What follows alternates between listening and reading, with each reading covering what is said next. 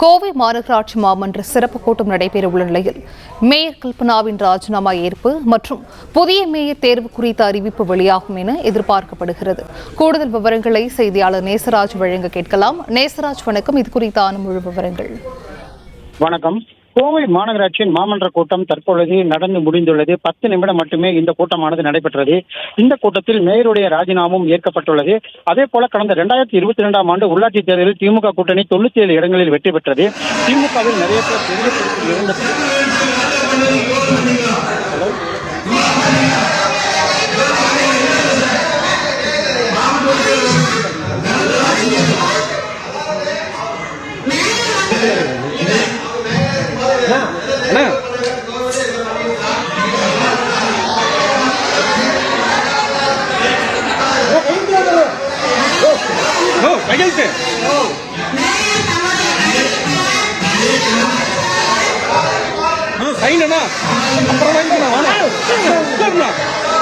அப்புறம் வாங்கிக்கலாம் வாடா.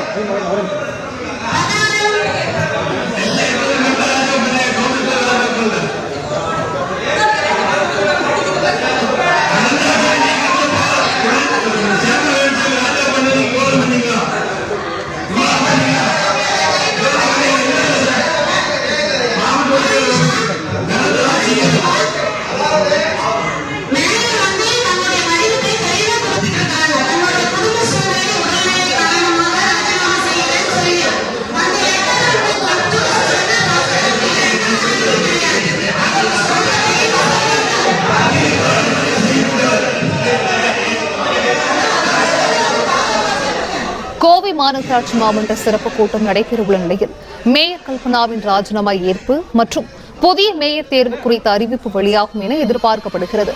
நேசராஜ், இது குறித்தான முழு விவரங்களையும் நீங்கள் பதிவு செய்யலாம். கோவை டவுனில் உள்ள கோவை மாநகராட்சியின் மாமன்ற கூட்டம் சற்று முன்பாக நடந்து முடிந்துள்ளது.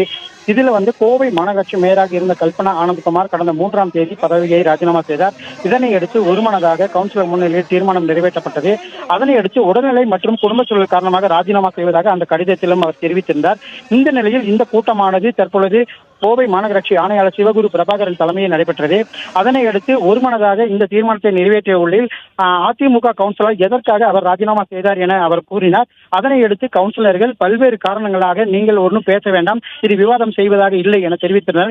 இதனை அடுத்து அதிமுக கவுன்சிலர் வெளியே வந்து செய்தியாளர்களை சந்திக்கும் பொழுது வாட்ஸ்அப்பில் டெண்டர் விட்ட முதல் மேயர் இவர்தான், நிர்வாக திறமை இன்மை காரணமாக இவர் பல்வேறு ஊழல் குற்றச்சாட்டுகளை செய்துள்ளார், இவர் மீது தக்க நடவடிக்கை எடுக்க வேண்டும் கூறியுள்ளது குறிப்பிடத்தக்கது.